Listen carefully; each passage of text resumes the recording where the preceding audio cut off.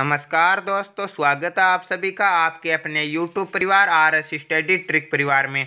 और जैसा कि आप सभी को ज्ञात है कि अपनी जो हेराल्ड पुस्तक की सीरीज चल रही है उसमें हम 17 पेपर कंप्लीट कर चुके हैं। आज हम 18वें पेपर का अध्ययन करेंगे, जिसमें सामान्य ज्ञान, सामान्य विज्ञान, गणित एवं रीजनिंग सहित पूरे 50% होंगे।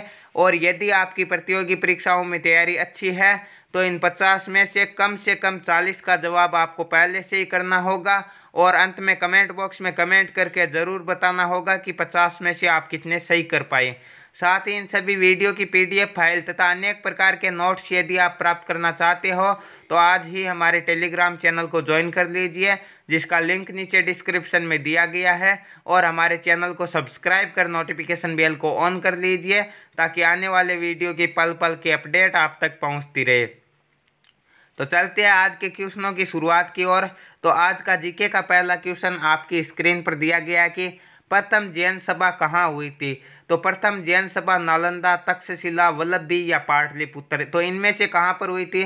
तो प्रथम जैन सभा का आयोजन 300 ईसा पूर्व में कब हुआ था। 300 ईसा पूर्व में किसके शासनकाल में। तो चंद्रगुप्त मौर्य के शासनकाल में पाटलिपुत्र में हुआ था। ऑप्शन नंबर डी राइट होगा इस क्वेश्चन का। नेक्स्ट क्वेश्चन दिया गया है कि भारत का सबसे घनी आबादी वाला शहर कौन सा है। तो सर्वाधिक आबादी वाला राज्य की बात करें तो वो उत्तर प्रदेश होगा, और केंद्र शासित प्रदेश की बात करें तो वो कौन सा होगा, नई दिल्ली होगा। परंतु घनी आबादी वाले शहर की बात करें तो वो महाराष्ट्र का शहर कौन सा होगा, मुंबई होगा। ऑप्शन नंबर ए राइट होगा यहाँ पे। उत्तर मध्य रेलवे का मुख्यालय कहाँ है। इलाहाबाद, जयपुर, समस्तीपुर या हाजीपुर। तो उत्तर मध्य रेलवे का मुख्यालय कहाँ स्थित है। जहाँ से भारत का मानक समय निर्धारित किया गया है 82.5 डिग्री देशांतर रेखा गुजरती है, तो वो शहर कौन सा होगा। वो शहर आपका उत्तर प्रदेश का इलाहाबाद होगा। ऑप्शन नंबर ए राइट होगा इस क्वेश्चन का आंसर भी। और भारतीय मानक समय ग्रीनविच टाइम से कितने घंटे आगे है। तो 5.5 घंटे आगे हैं। नेक्स्ट क्वेश्चन दिया गया है कि किस वर्ष भारतीय सैनिकों ने गोवा, दमन एवं दीव को पुर्तगालियों से मुक्त कराया था। तो गोवा और दमन एवं दीव पर पुर्तगालियों ने 1510 में पुर्तगालियों के सेनापति कौन था। अल्फांसो डी अल्बुकर्क ने गोवा पर अधिकार किया था, जिसको भारतीय सैनिकों ने स्वतंत्रता के पश्चात 1961 में स्वतंत्र करवाया था। ऑप्शन नंबर सी राइट होगा इस क्वेश्चन का। लोकसभा में कितने सदस्य होते हैं। 530, 552, 520 या 545। तो लोकसभा में कुल 552 सदस्य होते हैं, जिनमें से 550 सदस्य निर्वाचित होते हैं तथा 2 सदस्य एंग्लो इंडियन होते हैं, जिन्हें राष्ट्रपति द्वारा मनोनीत किया जाता है। नेक्स्ट क्वेश्चन है कि निम्न में से किस स्थान पर सिंधु घाटी सभ्यता के अवशेष प्राप्त हुए। हम्पी, कालीबंगा, जूनागढ़ या कनेरी। तो किस स्थान से सिंधु घाटी सभ्यता के अवशेष प्राप्त हुए। तो कालीबंगा से प्राप्त हुए। और कालीबंगा किस राज्य में स्थित है। तो राजस्थान राज्य के हनुमानगढ़ जिले में कालीबंगा स्थित है। और किस नदी के किनारे स्थित है। तो ये घग्गर नदी के किनारे स्थित है। आयरन लेडी के नाम से विख्यात ब्रिटेन की प्रथम महिला प्रधानमंत्री का नाम बताए। तो ब्रिटेन की प्रथम महिला प्रधानमंत्री कौन थी। मार्गरेट थैचर थी। ऑप्शन नंबर ए राइट होगा। और यदि बात करें कि विश्व की प्रथम महिला प्रधानमंत्री, तो उसका नाम था श्रीमती सिरिमाओ भंडारनायके। और ये भंडारनायके किस देश की थी। तो ये श्रीलंका की प्रधानमंत्री थी, जो विश्व की प्रथम महिला प्रधानमंत्री भी थी।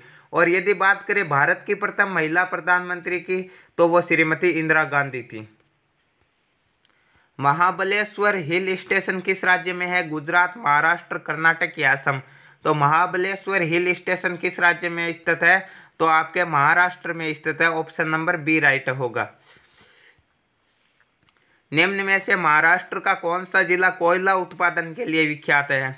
तो कोयला के लिए प्रसिद्ध शहर कौन सा है महाराष्ट्र का। तो आपका चंद्रपुर राइट आंसर होगा। Option number A.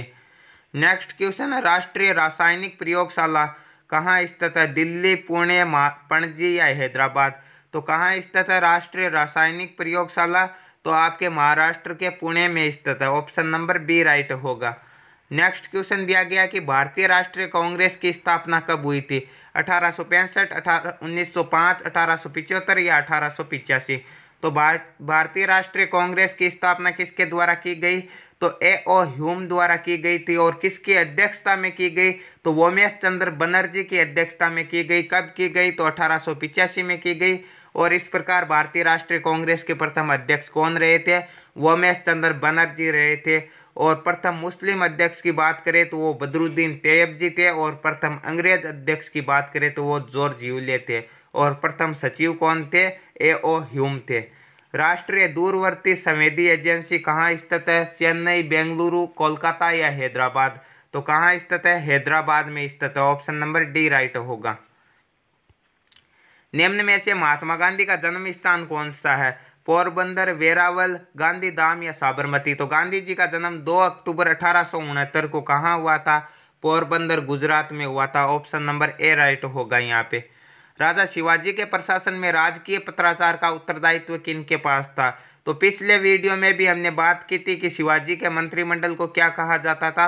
अष्टप्रधान कहा जाता था, जिसमें वित्त मंत्री कौन हुआ करते थे? वित्त मंत्री अमात्य हुआ करते थे। और पंडित राव कौन थे? पंडित राव धार्मिक कार्यों से संबंधित कार्यों का देखरेख करते थे। तो यहाँ पे राजकीय पत्राचार का उत्तरदायित्व किसके पास था? तो ये सुरनविश के पास था। ऑप्शन नंबर सी राइट होगा इस क्वेश्चन का। फतेहपुर सीकरी का निर्माण किसने करवाया था? अकबर, जहांगीर, औरंगजेब या शाहजहां? तो इबादत खाना, दीन ए इलाही, फतेहपुर सीकरी, इन सभी का निर्माण किन्होंने करवाया था? अकबर ने करवाया था। ऑप्शन नंबर ए राइट होगा। और इस प्रकार इस वीडियो के 15 जीके के मोस्ट इंपॉर्टेंट क्वेश्चन कंप्लीट होते हैं। और नेक्स्ट पार्ट में हम करेंगे साइंस के अति महत्वपूर्ण प्रश्न। विज्ञान का पहला प्रश्न आपकी स्क्रीन पर दिया गया है कि किस रोग से पीड़ित व्यक्ति के लिए मुख्य पुनः आर्द्रीकरण चिकित्सा का अनुमोदन किया जाता है? किस रोग से पीड़ित के लिए किया जाता है यह? तो आपके हैजा से पीड़ित व्यक्ति के लिए मुख्य पुनः आर्द्रीकरण चिकित्सा का अनुमोदन किया जाता है। इस क्वेश्चन का ऑप्शन नंबर सी राइट होगा। निम्न में से किसके कारण सूर्य के प्रकाश में खुला रहने पर चर्म कैंसर हो जाता है? गामा किरणें, एक्स किरणें, अवक्त किरणें या पराबैंगनी किरणें? तो चर्म रोग या कैंसर किसके कारण होता है? पराबैंगनी किरणों के कारण होता है। और पराबैंगनी किरणों से हमारी सुरक्षा कौन करता है? तो ओजोन परत सुरक्षा करती है। और ओजोन परत को नष्ट करने वाली गैस कौन सी है? तो ओजोन परत को नष्ट करने वाली गैस CFC है, जिसका पूरा नाम है क्लोरोफ्लोरोकार्बन गैस। नेक्स्ट क्वेश्चन है, मुंह में ही लार भोजन के कौन से भाग को पचाते हैं? विटामिन, प्रोटीन, स्टार्च या वसा? तो लार किसका पाचन करती है? स्टार्च या मंड का पाचन करती है। ऑप्शन नंबर सी राइट होगा इस क्वेश्चन का। किस विटामिन की कमी के कारण रिकेट्स रोग होता है? A, D, C या E? तो A की कमी से रतौंधी रोग होता है और C की कमी से स्कर्वी रोग होता है। तो रिकेट्स रोग किसकी कमी से होता है? रिकेट्स रोग आपके D की कमी से होता है। B की कमी से बेरी रोग होता है। इस क्वेश्चन का ऑप्शन नंबर बी राइट होगा। एंड्रोक्राइन ग्रंथि किसका स्राव करती है? प्रत्येक अंतःस्रावी ग्रंथि किनका स्रावन करती है? हार्मोन्स का स्राव करती है प्रत्येक अंतःस्रावी ग्रंथि। और बहिर्स्रावी ग्रंथि आपके एंजाइम का स्राव करती है। एंजाइम का स्राव कौन सी ग्रंथि करती है? बहिर्स्रावी ग्रंथि। और जो ग्रंथि एंजाइम और हार्मोन दोनों का स्राव करती है वो कौन सी होती है? मिश्रित ग्रंथि होती है। और मिश्रित ग्रंथि का सबसे अच्छा उदाहरण कौन सी ग्रंथि है? अग्न्याशय है आपके। निम्न में से किस पद का संबंध वैश्विक गर्माहट की घटना के साथ नहीं है? ओजोन अवक्षय, CO2 उत्सर्जन, ग्रीन हाउस गैसें या EI नीनो प्रभाव? तो किसका संबंध नहीं है वैश्विक गर्माहट से? तो EI नीनो प्रभाव का संबंध वैश्विक गर्माहट की घटना से नहीं है। ऑप्शन नंबर डी राइट होगा इस क्वेश्चन का। निम्न में से कौन सा ऊर्जा का स्रोत पर्यावरण अनुकूल है और इससे प्रदूषण नहीं बढ़ता? कोयला, तेल, गैस या पवन? तो गैस, कोयला और तेल सभी से प्रदूषण बढ़ता है, परंतु पवन ऊर्जा से कोई प्रदूषण नहीं बढ़ता है और यह पर्यावरण के अनुकूल भी है। ऑप्शन नंबर ए राइट होगा यहाँ पे। निम्न में से किसे धोने का सोडा कहा जाता है? Sodium bicarbonate, sodium carbonate, calcium oxide या पोटेशियम एल्यूमिनियम सल्फेट? तो किसे कहा जाता है धोने का सोडा? आपके सोडियम कार्बोनेट को कहा जाता है। ऑप्शन नंबर बी राइट होगा इस क्वेश्चन का। मानव हृदय में कितने वाल्व होते हैं? 1, 2, 3 या 4? तो कितने वाल्व होते हैं हृदय में? 4 वाल्व होते हैं। ऑप्शन नंबर डी राइट होगा। हाइड्रोक्लोरिक अम्ल का सूत्र क्या होगा? HCl H2SO4 H3PO या HNO3। तो क्या होता है हाइड्रोक्लोरिक अम्ल का? HNO3 किसका सूत्र होता है? HNO3 आपके नाइट्रिक अम्ल का सूत्र होता है। H2SO4 आपके सल्फ्यूरिक एसिड का सूत्र होता है। तो हाइड्रोक्लोरिक एसिड का सूत्र क्या होता है? HCl होता है। ऑप्शन नंबर ए राइट होगा। मानव शरीर के लाल रक्त कोशिकाओं की आयु कितने दिन होती है? 120, 190, 60 या 265। तो लाल रक्त कोशिका RBC का जीवन काल कितना होता है? 120 दिनों का होता है। ऑप्शन नंबर ए राइट होगा। चेचक के टीके का आविष्कार किसने किया था? तो चेचक के टीके का आविष्कार आपके एडवर्ड जेनर ने किया था। ऑप्शन नंबर ए राइट होगा। 27 नंबर क्वेश्चन का आंसर भी। नेक्स्ट क्वेश्चन है, रक्त के आरएच घटक की खोज निम्न में से किस जानवर के संदर्भ के आधार पर हुई थी? तो आरएच फैक्टर की खोज किसके आधार पर हुई थी? तो बंदर के आधार पर हुई थी। ऑप्शन नंबर सी राइट होगा। लोहा का रासायनिक चिन्ह क्या होता? I, Fe, K या Ai? तो क्या होता है लोहे का रासायनिक चिन्ह? Fe होता है। ऑप्शन नंबर बी राइट होगा इस क्वेश्चन का। नेक्स्ट क्वेश्चन दिया गया है कि निम्न में से किसकी कमी के कारण रक्त स्कंद समय में कमी हो जाती है? तो रक्त स्कंद या हम कह सकते हैं रक्त के थक्के बनने में प्रॉब्लम तो किसकी कमी से होता है? ऑप्शन नंबर सी राइट होगा। विटामिन के की कमी से होता है। तो विटामिन ए की कमी से रतौंधी, बी की कमी से बेरीबेरी, डी की कमी से रिकेट्स, ये हम पढ़ चुके हैं पहले वाले क्वेश्चन में। मानव शरीर में पीयूष ग्रंथि कहाँ स्थित होती है? वृक्क में, यकृत में, गला में या मस्तिष्क में? तो पीयूष ग्रंथि जिसे हम मास्टर ग्रंथि कहते हैं कहाँ स्थित होती है? पिट्यूटरी ग्रंथि आपके मस्तिष्क में उपस्थित होती है। ऑप्शन नंबर डी राइट होगा। उस रोग का नाम बताएं जिसके लिए अभी तक कोई टीका नहीं बना? एड्स, टिटनस, मिजल्स या टीबी? तो किसके लिए टीका नहीं बना? एड्स के लिए अभी तक कोई टीका नहीं बना और सभी के लिए टीका बन चुका है। टिटनस, मिजल्स, टीबी, यहाँ तक कि कोरोना के लिए भी टीका बन चुका है, परंतु एड्स के लिए अभी तक कोई टीका नहीं बना है।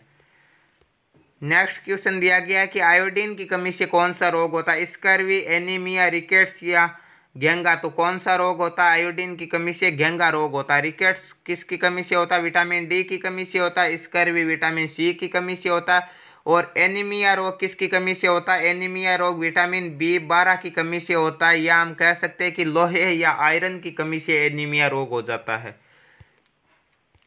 दही में मौजूद अम्ल कौन सा होता है? हाइड्रोक्लोरिक अम्ल, साइट्रिक अम्ल, एक्सिलिक अम्ल या लैक्टिक अम्ल? तो दही में कौन सा अम्ल उपस्थित होता है? लैक्टिक एसिड उपस्थित होता है। ऑप्शन नंबर डी राइट होगा। लेजर बीम का उपयोग किसके लिए किया जाता है? कैंसर चिकित्सा में, हृदय की चिकित्सा में, आंख की चिकित्सा में या गुर्दे की चिकित्सा में? तो लेजर बीम का उपयोग आपके आंख की चिकित्सा में उपयोग किया जाता है। ऑप्शन नंबर सी राइट होगा।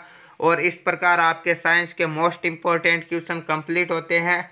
और नेक्स्ट पार्ट में हम करेंगे गणित के अति महत्वपूर्ण प्रश्न। गणित का पहला प्रश्न आपकी स्क्रीन पर दिया गया कि 5 मेज और 7 कुर्सियों का मूल्य 3,350 रुपये है। 4 मेज और 3 कुर्सियों का मूल्य 1,900 रुपये है। तो एक कुर्सी का मूल्य ज्ञात हमें करना है। तो देखिए 5 मेज दिया गया है और 7 क्या दी गई है? कुर्सी दी गई है, 7 चेयर दी गई है। ठीक है, और इनका मूल्य कितना दिया गया? 3,350 रुपये दिया गया। ठीक है, और आगे दिया गया 4 तो मेज दी गई है और 3 क्या दी गई है? 3 कुर्सी दी गई है, 3 चेयर दी गई है। इनका मूल्य दिया गया 1,900 रुपये। ठीक है, अब इसे हल करने के लिए हमें क्या करना पड़ेगा? इनमें से किसी एक को बराबर करना पड़ेगा। या तो मेज की संख्या बराबर कर दो या फिर कुर्सियों की संख्या बराबर कर लो। तो क्या करते हैं हम? मेज की संख्या बराबर करते हैं। तो यहाँ पे क्या दिया गया? 5 मेज दी गई है, यहाँ पे 4 मेज दी गई है। तो इसे 4 से गुणा कर लेते हैं और इसे 5 से गुणा कर लेते हैं।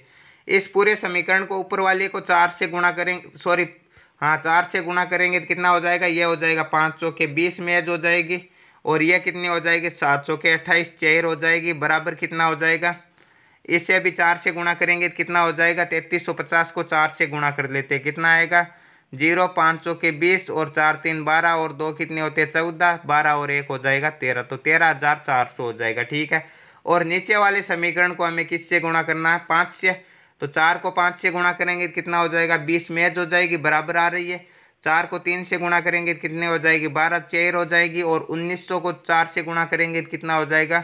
1,900 को 4 से गुणा करेंगे तो हो जाएगा आपका, सॉरी 5 से गुणा करेंगे 1,900 को 5 3 15 चेयर हो जाएगी, सॉरी 5 से गुणा करना। 1900 को 5 से गुणा करेंगे तो कितना हो जाएगा, 19 पंजे 95, ठीक है। तो 9500 रुपये हो जाएंगे, ठीक है। अब क्या करेंगे, ऊपर वाले में से नीचे वाले को घटा देंगे, ठीक है। तो 20 से 20 कैंसिल हो जाएंगे। चेयर कितनी बच रही है, 28 में से 15 चेयर घटाएंगे तो आपके पास 13 चेयर बच रही है। और इस 13,400 में से 9,500 घटाएंगे तो कितने बचाएंगे, 3,900 रुपये बच रहे। तो 13 चेयर का मूल्य है 3,900। तो एक चेयर का कितना हो जाएगा, एक चेयर का मूल्य हो जाएगा 300 रुपये, ठीक है। भाग जा रहा 300 का। तो एक कुर्सी का मूल्य पूछा है और एक कुर्सी का मूल्य हमारे पास कितना रुपये हो जाएगा, 300 रुपये हो जाएगा। ऑप्शन नंबर ए राइट हो जाएगा। नेक्स्ट क्वेश्चन दिया गया कि किसी वस्तु का मूल्य 350 रुपये है, यदि सेल्समैन इसे 14% के लाभ पर बेचे तो विक्रय मूल्य कितना हो जाएगा। तो क्रय मूल्य हमेशा 100% होता है, आपको बार बार बताया गया है। और 14% लाभ होगा तो कितना हो जाएगा, 114%। तो 300 का 114 सॉरी 350 का 114% कितना हो जाएगा, 114/100। अब हम क्या करेंगे, 0 से 0 काट देंगे, 5 के पहाड़े से ये 7 बार और ये 5 के पहाड़े से 2 बार। 2 का भाग 114 में कितनी बार जा रहा, 57 बार। और 57 को 7 से गुणा करेंगे तो कितना हो जाएगा, 399 रुपये हो जाएगा। तो उसका विक्रय मूल्य कितना होगा, 399 रुपये होगा। ऑप्शन नंबर ए राइट होगा। एक फल विक्रेता के पास कुछ सेब है, ठीक है। वह 40% सेब तो बेच देता है, उसके बाद अभी उसके पास कितनी सेब है, 420 है। तो 40% बेच देगा तो कितनी बचेगी, 60% बचेगी। और कितनी बच रही है, 420 है। तो ये 420 कितनी है, 60% है, ठीक है। तो कुल कितनी होती है, हमेशा कुल होती है 100%। तो 100 से गुणा करवा देंगे तो कुल सेब निकल कर आ जाएगी, ठीक है। 0 से 0 को काट देंगे और 6 का भाग 420 में कितनी बार जाएगा, 70 बार जाएगा। और 70 को 10 से गुणा करेंगे तो कितना हो जाएगा, 700। तो कुल सेब कितनी है, 700 है उसके पास। ऑप्शन नंबर डी राइट होगा। यदि 6 पुरुष और 8 लड़के किसी काम को 10 दिनों में करते हैं तो एक पुरुष और एक लड़के की क्षमता कितनी आ जाएगी, एक पुरुष और एक लड़के की क्षमता आ जाएगी। इसे 10 से गुणा कर दो, 60 पुरुष और 80 लड़के आ जाएगी, ठीक है। एक दिन का काम आ जाएगा, ठीक है। अब बोल रहा है कि 26 पुरुष और 48 लड़के हैं, ठीक है। तो 26 पुरुष और 48 लड़के कितने हो जाएंगे, ये 60 तो हो जाएंगे, मेंस पुरुष हो जाएंगे, 80 हो जाएंगे बॉयज लड़के हो जाएंगे। 2 दिनों में करते हैं तो एक दिन में कितने हो जाएंगे, 26 दूने 52 और 48 दूने कितने हो जाएंगे, 96, ठीक है। 48 मैन हो जाएंगे और 52 कितने, सॉरी 96 कितने हो जाएंगे, बॉयज हो जाएंगे, लड़के हो जाएंगे, ठीक है। तो इसकी संख्या, आदमियों की संख्या इधर लाएंगे, कितने का अंतर आ रहा, 8 आदमियों का अंतर आ रहा। तो 8 आदमी बराबर कितने लड़के हो जाएंगे, 96 में से 80 घटाएंगे तो कितने बच रहे, 16 लड़के हो रहे, ठीक है। 8 आदमी बराबर 16 लड़के हैं। तो एक आदमी बराबर कितने हो जाएंगे, एक आदमी बराबर 2 लड़के हो रहे हैं, ठीक है। 1 मिनट, एक आदमी बराबर कितने लड़के हो रही है, अभी अभी हमने देखा है कि 2 लड़के हो रही है एक आदमी बराबर, ठीक है। तो 6 आदमी बराबर कितने हो रहे हैं, सॉरी हाँ 6 आदमी बराबर कितने हो रहे हैं, 12 लड़के हो रहे हैं। तो 12 लड़के और 8 लड़के कितने हो जाएंगे, 20 लड़के। तो 20 लड़के किसी काम को 10 दिनों में कर रही है, ये हम कह सकते हैं। तो एक लड़का 10 × 20, तो यहाँ पे क्या हो जाएगा, 15 पुरुष। तो 15 पुरुष बराबर कितने लड़के हो जाएंगे, 30 और 20 कितने हो जाएंगे, और 20 लड़के 30 और 20 लड़के कितने हो जाएंगे, 50 लड़के उस काम को कितने दिनों में करेंगे, तो 50 का भाग देंगे, ठीक है। 0 से 0 कट जाएगा, 5 का भाग 20 में कितनी बार जाएगा, 4 बार। तो 4 दिनों में करेंगे 15 पुरुष और 20 लड़के उसी काम को। ऑप्शन नंबर ए राइट होगा यहाँ पे। एक व्यक्ति 12% प्रति वर्ष के साधारण ब्याज पर बैंक से ऋण लेता, ठीक है। 3 वर्षों के बाद उसे 5400 रुपये इस अवधि के लिए ब्याज के रूप में चुकाना है। तो उसकी ऋण राशि थी, ठीक है। तो ब्याज दिया गया है, दर दी गई है और समय दिया गया, ठीक है। तो समय, दर और मूलधन इन तीनों में से 2 दिया गया होता है और ब्याज दिया गया होता है। तो हम क्या करते हैं, ब्याज को सीधा सीधा 100 से गुणा करते हैं और जो शेष बचता है उससे उसका भाग देते हैं, ठीक है। तो जो एक शेष रहेगा उस वो आ जाएगा। समय, मूलधन और दर इन तीनों में से 2 दिया गया होता है, एक निकालना है तो एक अपने आप आ जाएगा। तो 12 × 3 का हमें भाग देना, ठीक है। तो 3 का भाग इसमें कितनी बार जाएगा, 3 का भाग जाएगा 1800 बार, ठीक है। 18 3 54 होते हैं। अब क्या करेंगे हम, 6 से काट लेंगे, 6 से 1800 को कितनी बार काटेंगे, 300 बार। और ये 12 कितनी बार कटेगा, 6 से ये 12 कटेगा 2 बार, ठीक है। 2 का भाग 300 में कितनी बार जाएगा? 150 बार, और 150 को हम 100 से गुणा करेंगे तो कितना हो जाएगा? 15,000 रुपये हो जाएगा। तो ऋण कितना था? 15,000 रुपये का था। ऑप्शन नंबर सी राइट होगा। ए किसी काम को 15 दिनों में, बी उसी काम को 20 दिनों में पूरा करता है। यदि वे एक साथ मिलकर 4 दिन काम करे तो कितना काम शेष रहेगा? ठीक है, कितना हिस्सा शेष रहेगा? तो ए एक काम को 15 दिनों में और बी उसी काम को 20 दिनों में, तो दोनों मिलकर कितने दिनों में करेंगे? 15 इंटू 20, वही नियम, नीचे जोड़ दो 15 और 20 कितना हो जाएगा? 35। ठीक है, 5 के पहाड़ी से ये 3 बार और ये 5 के पहाड़ी से 7 बार। अब नहीं कटेगा तो 20 3 60 बटे कितना हो जाएगा? 60/7 दिन में ये काम करेंगे। तो एक दिन का काम कितना हो जाएगा? एक दिन का काम हो जाएगा 7/60। अब ये बोल रहा है कि 4 दिन काम करेगा, तो 4 दिन का 4 से गुणा कर लेंगे, 4 से 1 बार और 4 से 60 15 बार। तो 4 दिन में ये 7/15 काम कर लेंगे। तो मान लो कुल काम 15 है और उसमें से 7 काम ये 4 दिन में कर लेंगे, तो शेष काम कितना बच गया? 8 काम बच गया। तो 8/15 भाग अभी शेष बच जाएगा। तो कितना आंसर होगा? शेष काम कितना होगा? 8/15 होगा। ऑप्शन नंबर डी राइट होगा। न कि 7/15 मत कर देना, 7/15 तो वो 4 दिनों में कर लेगा। शेष पूछा तो शेष 8/15 बच जाएगा। नेक्स्ट क्वेश्चन दिया गया कि एक पंसारी ने 5 लगातार महीनों में 6,435, 6,927, 6,855, 7,230 और 6,562 रुपये की बिक्री की है। छठे महीने में उसे कितनी बिक्री करनी चाहिए कि उसकी औसत बिक्री 6,500 रुपये होगी? तो ये क्या बोल रहा है कि 6 महीनों की औसत बिक्री कितनी हो रही है? 6 महीनों की औसत बिक्री हो रही है इसकी 6,500 रुपये। तो कुल बिक्री कितनी हो जाएगी? कुल बिक्री हो जाएगी, 6 से गुणा कर लेंगे 6,500 को, तो कुल बिक्री हो जाएगी 6,500 को यदि हम 6 से गुणा करेंगे तो 65 को हम गुणा कर रहे हैं किससे? 6 से, तो कितना आ रहेगा? 390 आएगा। ठीक है, तो 390 के आगे 2 जीरो उतारेंगे तो कितना आ जाएगा? 39,000 आएगा। तो कुल बिक्री है 39,000 रुपये, और इसमें से हमें क्या घटानी है? ये 5 महीनों को घटानी है, तो छठे महीने की अपनी आप आ जाएगी।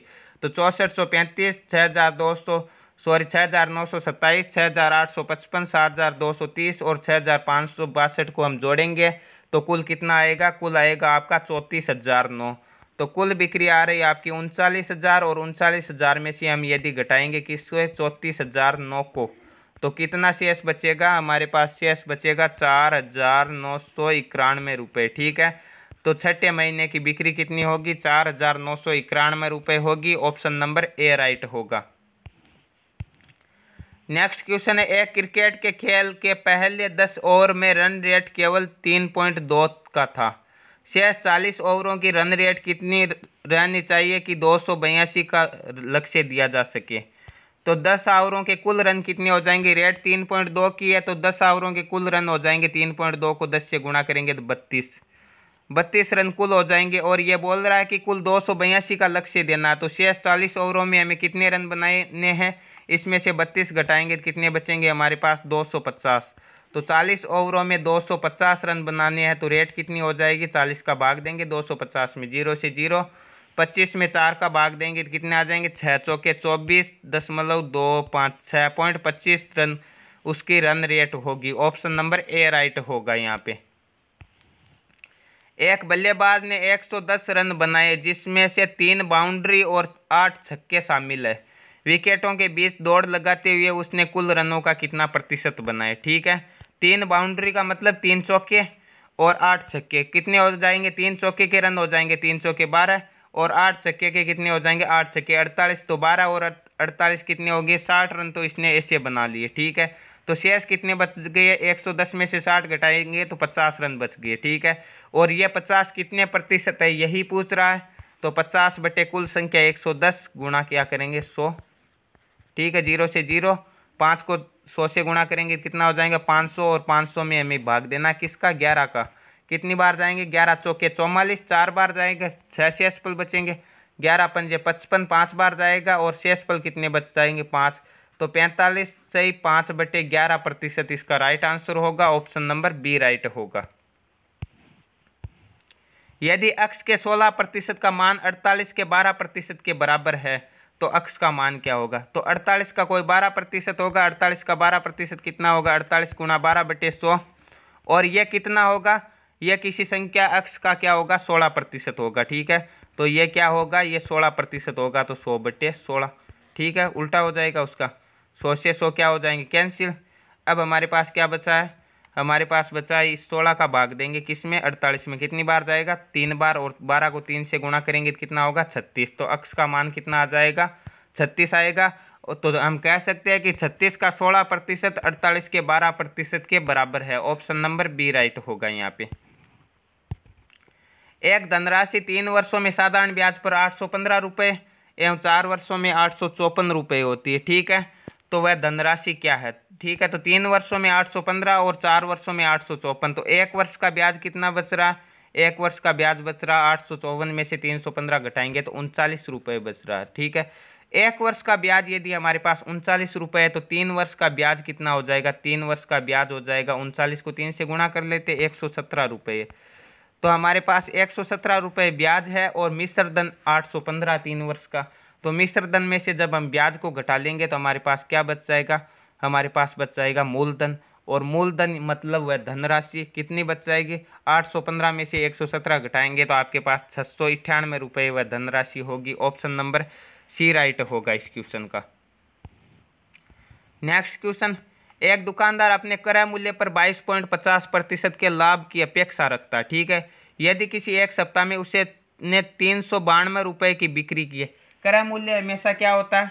क्रय मूल्य 100% होता है। और विक्रय मूल्य क्या होता है? जब हम उसमें लाभ जोड़ देते हैं तो कितना हो जाएगा? 122.50 रुपये हो जाएगा।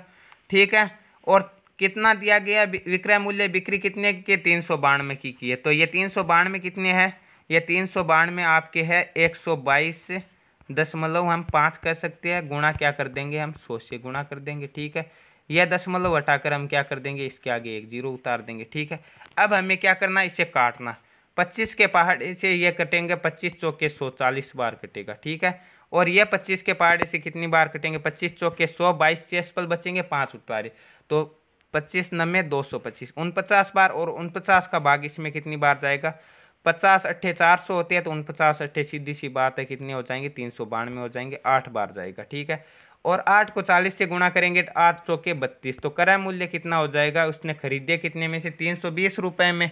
और बेच कितने, बिक्री कितने की कर रहा? 392 की। तो लाभ कितना हो जाएगा? 392 में से 320 घटा देंगे तो लाभ बच जाएगा 72 रुपये का लाभ होगा उसे। ऑप्शन नंबर सी राइट होगा यहाँ पे। एक व्यक्ति 1400 रुपये में एक साइकिल खरीदते हुए 15% के नुकसान पर बेच रहा है। क्रय मूल्य हमेशा 100% है। 1400 क्या है? 100% है। अब वो क्या बोल रहा है कि 15% का नुकसान मतलब 85% में वह बेच रहा है। तो 1400 का क्या करना है? हमें 85% निकालना है। तो वही क्या होगा? उस साइकिल का विक्रय मूल्य होगा। 2 जीरो से 2 जीरो। 14 को 85 से गुणा करेंगे 14 पंजे 70। 14 अट्ठे 112। 112 और 7 कितने होते हैं? 112 और 7 होते हैं 119। ठीक है, तो कितने हो जाएंगे? 1190 रुपये में वह साइकिल बेचेगा। ऑप्शन नंबर सी राइट होगा। नेक्स्ट क्वेश्चन दिया गया कि श्याम ने 375 रुपये प्रति दर्जन पर 20 दर्जन खिलौने खरीदे। तो खिलौनों का क्रय मूल्य कितना हो जाएगा? 375 को 20 से गुणा कर लेंगे कितना हो जाएगा? 7500 रुपये हो जाएगा। ठीक है, 7500 रुपये हो जाएगा। अब वह आगे क्या बोल रहा है कि 33 रुपये प्रति खिलौने की दर से, यानी 20 दर्जन तो वो खरीद रहा है। और एक दर्जन में कितने खिलौने होते हैं? 12 खिलौने होते हैं। अब वह बोल रहा है कि 33 रुपये प्रति खिलौने की दर से। तो कुल खिलौने कितने हो जाएंगे? 12 दूने 24 240 खिलौने हो जाएंगे। और 240 को 33 रुपये प्रति खिलौने की दर से खरीदता है, सॉरी बेचता है। तो वो कितने रुपए का लाभ प्राप्त करेगा? तो 12 दूने 24 और 24 को 33 से गुणा करेंगे तो कितना हो जाएंगे? 12 24 3 72 और 24 3 72 और 7 कितने होते हैं? 79। तो कितने हो जाएंगे? 7920। तो 7920 में से 7500 घटाएंगे तो उसे 420 रुपये का लाभ होता है। ठीक है, 420 रुपये का लाभ होता है। और क्रय मूल्य कितना? अभी अभी हमने देखा कि 7500 रुपये है। गुणा किससे करना? गुणा में करना 100 से। तो 0 से 0 को काट देंगे। ठीक है, 3 के पहाड़े से वैसे 25 से इसे काट लेंगे। 25 से ये 4 बार कटेगा और ये 25 से कितनी बार कटेगा? 30 बार कटेगा। ठीक है, अब 3 के पहाड़े से ये कितनी बार कटेगा, 3 के पहाड़े से ये कटेगा 14 बार और ये कटेगा 10 बार। ठीक है, अब हमें क्या करना है, इसे गुणा करवाना है। किससे करवाना है, 14 को 4 से गुणा करवाएंगे तो कितना होगा, 14 चौके कितने होते हैं, 14 3 42 और 14 चौके 56। ठीक है, 56 में भाग देना, किसका देना, 10 का। ठीक है, तो 1 0 से 1 दशमलव, तो 5.6% का लाभ होता है उसे। ऑप्शन नंबर सी राइट होगा इस क्वेश्चन का। नेक्स्ट क्वेश्चन और आज का अंतिम क्वेश्चन दिया गया है कि किसी वस्तु को 1920 रुपये में बेचने पर अर्जित लाभ का प्रतिशत उसी वस्तु को 1280 रुपये में बेचने पर हुई हानि के प्रतिशत के बराबर हो। देखिए, जब दो विक्रय मूल्य दिया गया, एक से लाभ होता है और दूसरे से हानि होती है और दोनों से बराबर बराबर होता है, तो ऐसी स्थिति में ध्यान रहे हमेशा क्रय मूल्य कितना होगा, हमेशा ऐसी स्थिति में क्रय मूल्य उन दोनों विक्रय मूल्यों के औसत के बराबर होगा। तो इन दोनों का औसत कितना आएगा, इन दोनों का औसत आएगा 1920 और 1280 को हम जोड़ेंगे तो कितना आ रहा, 3200 आ रहा, और 3200 में हम जैसे ही 2 का भाग देंगे तो कितना आ रहा, 1600 रुपये का आ रहा है। ठीक है, तो 1600 रुपये इनका क्या है, इनका क्रय मूल्य है। अब 1600 रुपये में से यदि हम 1920 में बेचेंगे तो उतना ही लाभ होगा जितना किससे 1280 में बेचने पर हानि होगी। ठीक है, तो इसका क्रय मूल्य हो गया 1600। अब 25% के लाभ पर बेचेगा तो किसी भी संख्या का 25% मतलब उस संख्या का 1/4 हिस्सा, तो 1600 का 1/4 कितना होता है, 400 होता है, और 1600 क्रय मूल्य है तो लाभ कितना हो जाएगा, लाभ हो जाएगा, सॉरी विक्रय मूल्य हो जाएगा 2000 रुपये। तो कितना आंसर आएगा, ऑप्शन नंबर ए राइट होगा। यहाँ पे कितना होगा, इसका विक्रय मूल्य 2000 होगा, ताकि लाभ कितना मिले, हमें 25% का लाभ मिले। तो ये थे आज के 18वें पेपर के पूरे 50 क्वेश्चन, और नेक्स्ट पार्ट में हम करेंगे 19वां पेपर, और इस प्रकार ये सीरीज पूरे 50 पेपर सेट तक चलती रहे। और यदि ध्यान रहे, यदि आप एसएससी जीडी की तैयारी कर रहे हो तो हम लेकर आए हैं एसएससी जीडी के सभी प्रीवियस ईयर जितने भी क्वेश्चन बन रहे हैं 15 दिनों के शेड्यूल से, हम जितने भी प्रीवियस ईयर पेपर बने हैं पिछले साल के या उससे पहले के, उन सभी को हम यूट्यूब के माध्यम से हल करेंगे। तो रोज़ाना समय पर वीडियो पाने के लिए, चैनल पर बने रहने के लिए चैनल को सब्सक्राइब कर लीजिए तथा नोटिफिकेशन बेल को ऑन कर लीजिए, ताकि आने वाले वीडियो की पल पल की अपडेट आप तक पहुंचती रहे। तो मिलते हैं नेक्स्ट वीडियो में, तब तक के लिए थैंक यू, धन्यवाद।